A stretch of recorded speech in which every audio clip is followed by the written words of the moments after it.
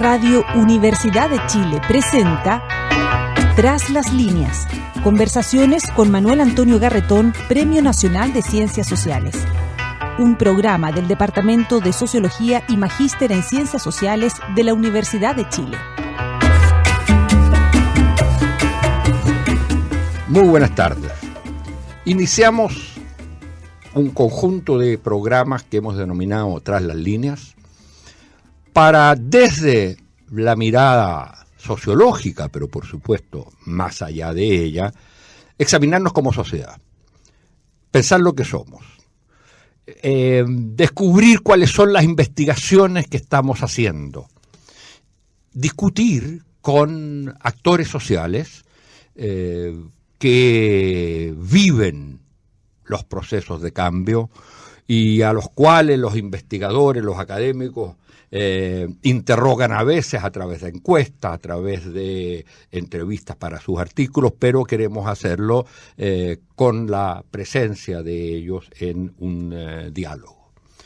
Iremos tocando a lo largo de estos programas distintos temas, distintas perspectivas, e invitaremos a personas y especialistas, investigadores, en general de la Universidad de Chile y de las ciencias sociales, pero también queremos abrirnos a todos los espacios en que se reflexiona sobre lo que somos como sociedad y lo que podemos y queremos llegar a ser. Y hoy día vamos a comenzar con el tema obvio, que es el estallido social, sus consecuencias, sus antecedentes, para lo cual hemos invitado, y quizás sea esto una excepción por ser precisamente inauguración, a dos invitados para conversar con ellos a lo largo del programa. Una es Sofía Donoso, que es una de las más destacadas sociólogas de su generación, con un doctorado en Oxford. Bueno, fue alumna mía también y eso no deja de enorgullecerme. Que es especialista en los temas de movimientos sociales y que ha estado vinculada a una de las investigaciones que se han estado haciendo sobre la marcha en nuestro departamento. Y Carlos Ruiz. Carlos Ruiz es un sociólogo con un doctorado en México, de una generación intermedia entre la de Sofía Donoso y la mía. Más cercana a la mía, un poco más viejo, pero no más viejo que yo, digo, que es un intelectual público que ha estado en los debates sobre la construcción política de la izquierda, fundamentalmente en el Frente Amplio, que dirige una fundación, y es al mismo tiempo un académico, la fundación se llama Nodo 21, y es al mismo tiempo un académico de primer nivel que enseña en el Departamento de Sociología de la Universidad de Chile y cuyos temas principales han tenido que ver con las transformaciones de la estructura social chilena y a través del modelo neoliberal. Bueno, para iniciar esta conversación, yo quisiera hacer un mínimo planteamiento sobre lo que ha sido este estallido y sus consecuencias. Yo diría que estamos en una situación en que va a haber un antes y un después, pero no sabemos todavía si ya estamos en el antes y el después, porque aquí estamos en presencia aún de un estallido y sus consecuencias. Y toda la cuestión básica a preguntarse es si este estallido queda en estallido, o sea, en un conjunto de movilizaciones, o se transforma en movimiento. Y movimiento significa proyecto. El estallido es producto de un conjunto de demandas muy diversas que tienen un momento catalizador con las movilizaciones en torno al alza del metro, como pasa, digamos, en otros países, pero que rápidamente se transforma en una bola de nieve en que se agregan muchas demandas por un lado y por otro lado se incorporan nuevos actores sociales, con la particularidad respecto a las muy importantes movilizaciones en el 2011-2012, que aquí no hay una conducción, ni de partidos políticos, tampoco la hubo en el 2011-2012, pero la hubo de organizaciones sociales constituidas, que era las federaciones de estudiantes. Es decir, era algo distinto a esta, que es un estallido de un conjunto de actores a las cuales se van a incorporar algunos. Va a tener una expresión política en un momento que los políticos van a enfrentar a ese problema, pero que uno diría la particularidad es que no tiene un hilo conductor, que entonces lo haría pensar a uno que es solo un estallido. Y yo creo que la tarea nuestra es pensar que más allá del estallido hay un proyecto y la posibilidad que este estallido se transforme en un movimiento, como las protestas contra las dictaduras se transformaron en el movimiento democrático, que tenía muchos actores con posiciones políticas distintas. Entonces, la pregunta es si vamos a pasar de un estallido a un movimiento, y yo creo que eso parte de una primera respuesta, que es decir, mire, el punto cero, no hablo de la zona cero, a la cual va a referirse Sofía probablemente, pero el punto base es el siguiente: hay un punto de no retorno ético, aunque puede haberlo políticamente, que es la superación de un modelo de sociedad económico, social, cultural y político llamado, en términos generales, neoliberalismo, que es básicamente el modelo de sociedad heredado de la dictadura. No se vuelve atrás y se trata de superar eso. Eso es, yo creo, el significado, pero indiscutible del proyecto y del proceso. No es solo pulsiones juveniles, como han querido decir algunos intelectuales.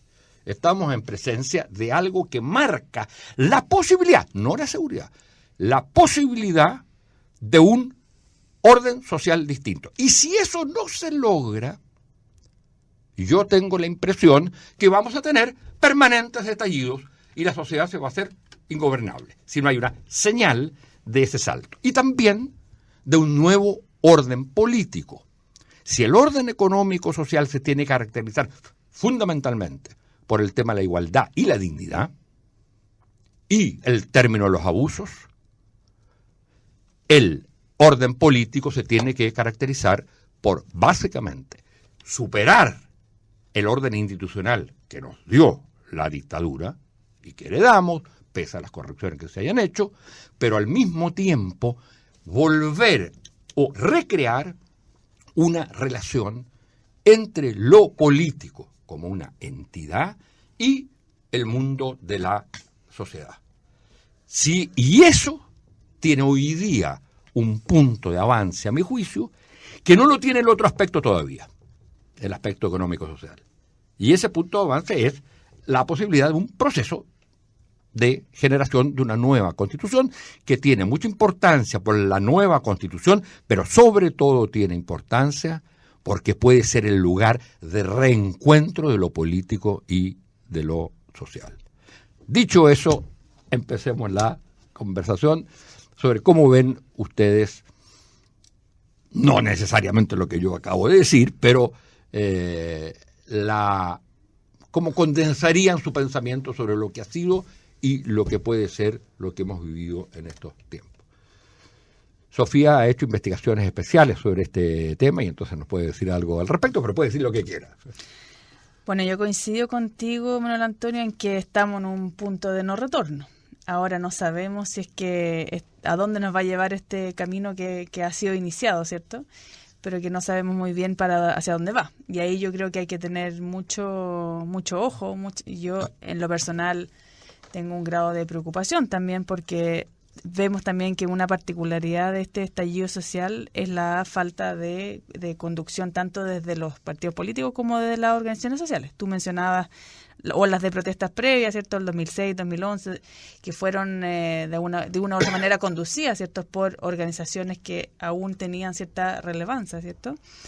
Que eran las organizaciones estudiantiles. También vimos el 2016 como el movimiento No Más AFP, con una clara organización y liderazgos, articuló un descontento existente que hay con la realidad material que produce, ¿cierto?, nuestro sistema de pensiones.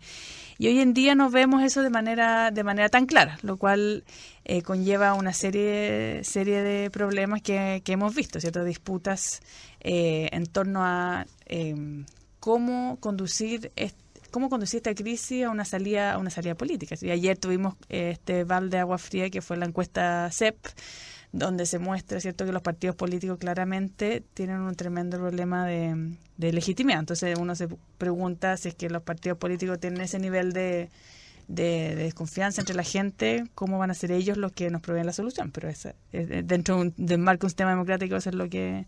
Entonces, preocupación en el sentido de que en Brasil empezamos también con demandas por transporte público y el precio del transporte público, y terminamos con Bolsonaro. Y en Chile, bueno, no tenemos un Bolsonaro aún, pero en el fondo yo creo que es muy incierto el panorama que tenemos hacia adelante.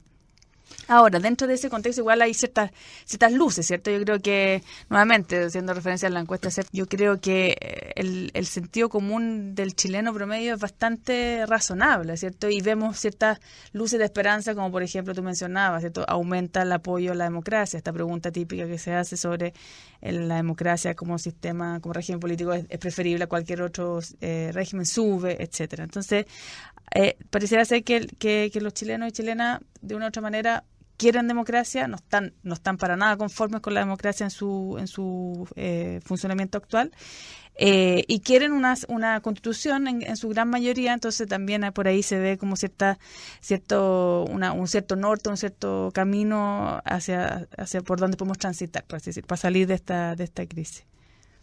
Mira, hay una cosa que tú señalabas, que en la encuesta última de CEP se relevaba, la cosa de vamos a volver sobre ese tema, de desconfianza de los partidos políticos. Yo tengo la impresión que el problema es más complicado, y me gustaría que, con Carlos, con lo cual hemos discutido estas cosas muchas veces, ¿cómo es esto? Yo tengo la impresión que el problema es, y en muchas partes del mundo, en Chile más particularmente, pero en muchas partes, lo que hay es una crisis de legitimidad, no necesariamente los actores políticos, que simplemente se les critica, se les desconoce, sino que hay una crítica o una crisis de legitimidad de la política misma.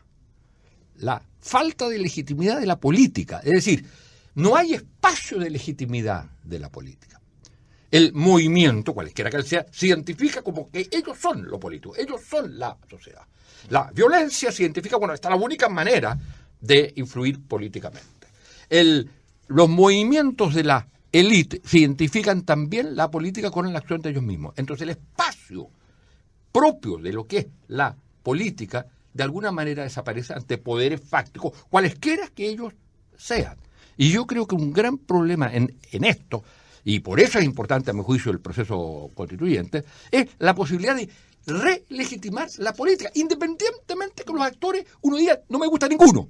Lo que creo que hoy día la gente no está diciendo solo no me gusta ninguno, sino que rechazo la política, porque la política soy yo, o la política es el movimiento. Carlos. Gracias por la invitación. Mira, coincido, yo creo que no hay vuelta atrás. No hay vuelta atrás, y bueno, igual que ustedes, tampoco soy pitonizo, no sé exactamente dónde vamos hacia adelante, pero tratemos de rasgar en lo que hay para buscar algunas luces, algunos elementos. Yo tengo la impresión, coincido contigo, Manuel Antonio, de que hay una demanda por igualdad, por una sociedad más igualitaria, pero yo agregaría algo. Creo que la demanda por igualdad no es la misma demanda típica del siglo XX. En este rato, al lado de esa demanda de igualdad, aparece un individuo que pide reconocimiento, y que pide reconocimiento a su autonomía individual, con mucha fuerza. Y generalmente el pensamiento crítico, e incluso el propio pensamiento de izquierda, no solían reparar mucho en eso en el siglo XX, menos en las experiencias burocrático-estatales, digamos, ¿no? Que generaban más bien patrones de socialización forzada, digamos. Entonces eso genera una situación distinta, compleja. Yo creo que además en el caso chileno, en este sentido, sociológicamente hablando sobre todo, es un laboratorio. O sea, vamos a cumplir prácticamente medio siglo de neoliberalismo. Si partimos del 75 más o menos, cuando los Chicago Boys se instalan en la frente de el gobierno, digamos, y de ahí para adelante empezamos a tener un cambio en el paisaje social, por decirlo de alguna manera, en el panorama social, tremendo. O sea, esta es otra sociedad, es profundamente mutada. O sea, la diferencia de la sociedad chilena actual con la sociedad chilena de hace 50 años es más radical que la que tú podrías encontrar en Argentina, en Brasil, en Perú, en cualquier otro lugar, digamos. El quiebre es total.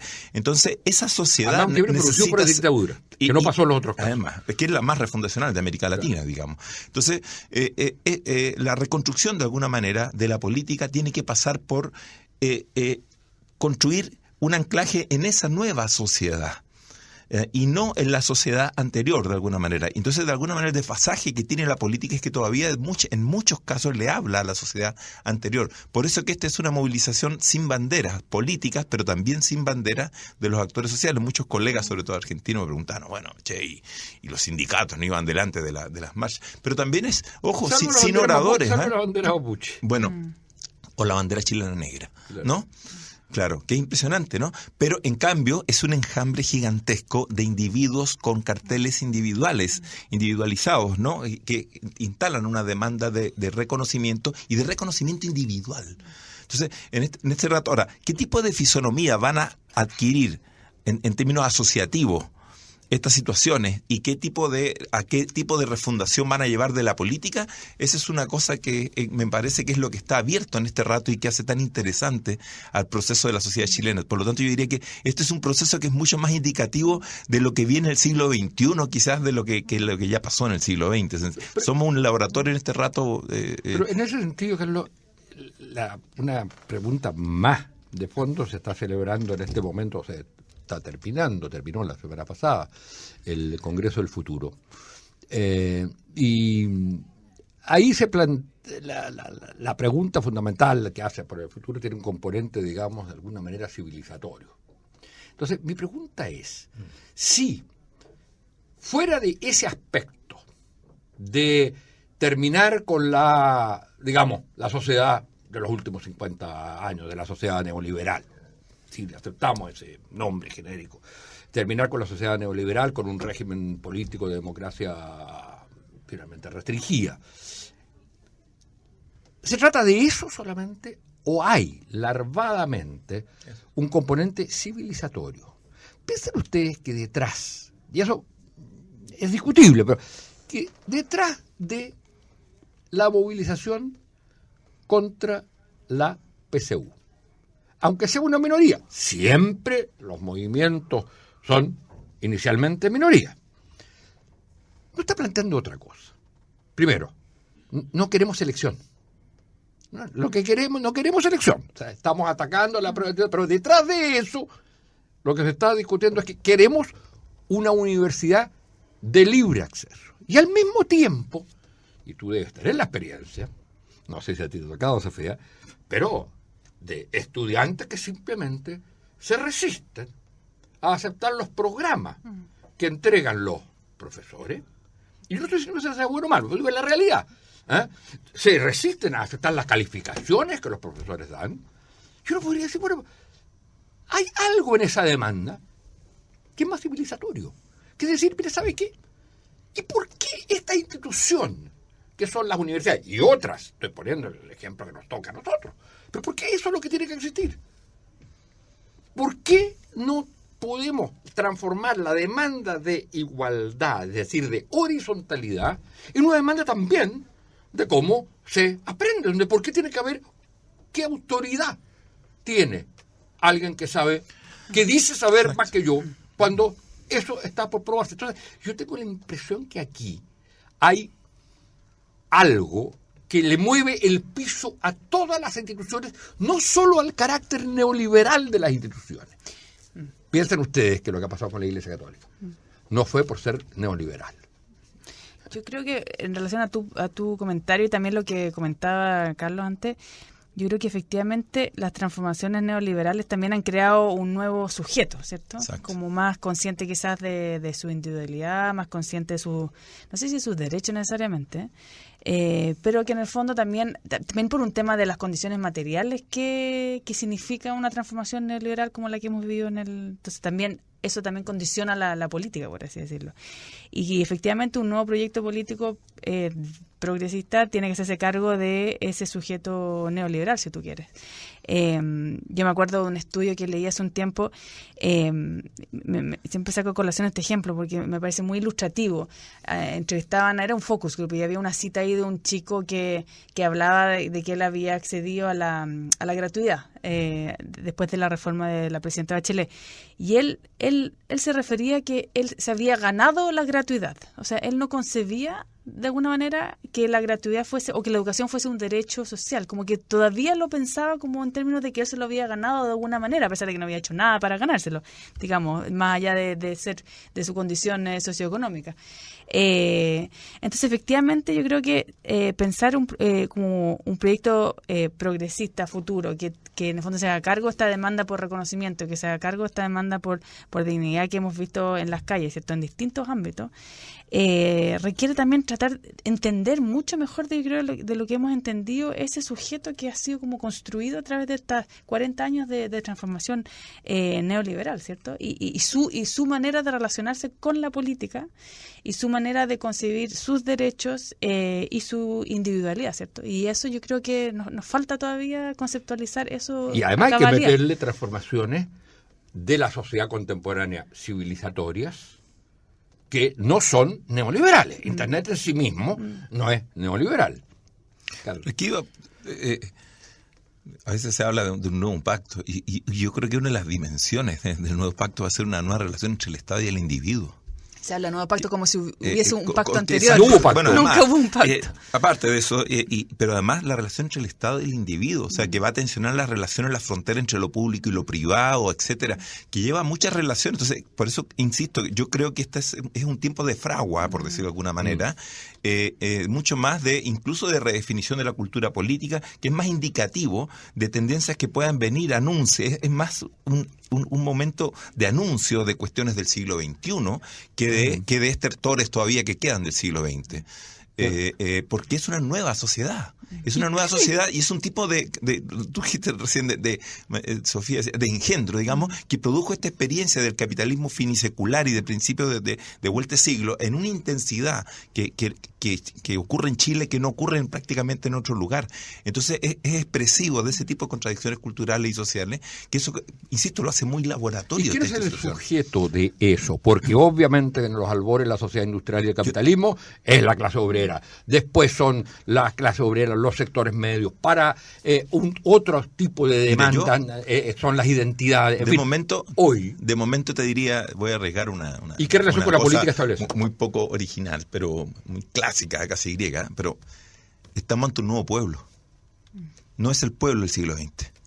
Entonces no lo puedes leer en los códigos de clase, no es la clase obrera industrial, no es la vieja clase media, desarrollista, del empleado público, etcétera, etcétera. O sea, esos sectores lo hizo pedazo el neoliberalismo. Y en su lugar, además, no plantó nuevas clases medias, que ese es el otro invento de esta cuestión, sino que lo que aplanó fue una enorme masa que tiene en este rato una rebelión, que estoy de acuerdo contigo, que es antielitaria en el fondo. Es como una especie de rebelión contra una neoligarquización. O sea, en ese sentido, por eso vincula también a las élites eclesiásticas, a las élites militares, a las élites empresariales, a las élites de todo, hasta las élites televisivas. No sé si se dieron cuenta, las élites televisivas también terminaron arrasadas, digamos, que eran supuestamente las que empatizaban con el ciudadano sencillo, digamos. Pero yo agregaría que esa gran masa que produjo la transformación neoliberal también es un grupo grande de gente que está a un paso de la precariedad, siempre. Entonces es un sujeto, en el fondo, muy consciente de los riesgos, como que su accionar también es desde el temor, porque en el fondo hay un mucha nivel incertidumbre. de incertidumbre. Exacto. Y ese nivel de incertidumbre tiene que ver con esto que se llama la desconfianza en las instituciones. Porque, a ver, el tipo de sociedad que pareciera estarse construyendo en general en el mundo, es una sociedad muy distinta a la que conocimos en los últimos 2 siglos, donde lo básico eran las instituciones. Y la anomia, por ejemplo, que los sociólogos hablan permanentemente, era la patología de esa sociedad. Y hoy día, yo creo que la anomia es lo constitutivo de esa sociedad. Es una sociedad que no requiere, o que pareciera no requerir instituciones, y que la cuestiona permanentemente. Y estamos terminando el programa, así que una palabra, si quieren, cada uno de los dos.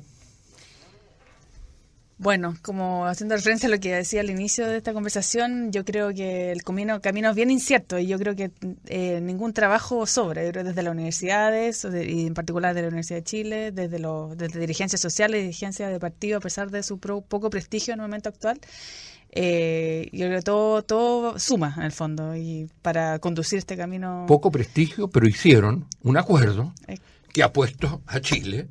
Hay un camino que nos va a permitir conversar. Fue posible gracias a las movilizaciones, sí. Pero sin la intervención de lo político no habría sido posible. Yo creo que eso marca la necesidad de este reencuentro, de una ruptura que es lo que caracteriza, yo creo, la sociedad chilena en los últimos tiempos, la ruptura entre lo social y lo político. Lo otro que agregaría para el cierre nomás es, quizás haya otro espacio después, otro programa, lo puedan contar ustedes, la medida en que esto ha marcado nuestros programas, a nuestros estudiantes, a nuestra carrera, a nuestros magísteres, etcétera, que se expresa en cambio en las tesis, en temática, etcétera, que es algo que un poco, un personaje muy antiguo como José Medina Echeverría llamaba la responsabilidad de la inteligencia. Bueno, muchas gracias, Sofía. Muchas gracias, Carlos. Este ha sido nuestro primer programa de Tras las Líneas del Magíster de Sociología de la Universidad de Chile y los dejamos invitados para la próxima semana en un programa en que el invitado será nuestro rector de la universidad, el profesor Eno Vivaldi. Radio Universidad de Chile presentó Tras las Líneas. Conversaciones con Manuel Antonio Garretón, Premio Nacional de Ciencias Sociales.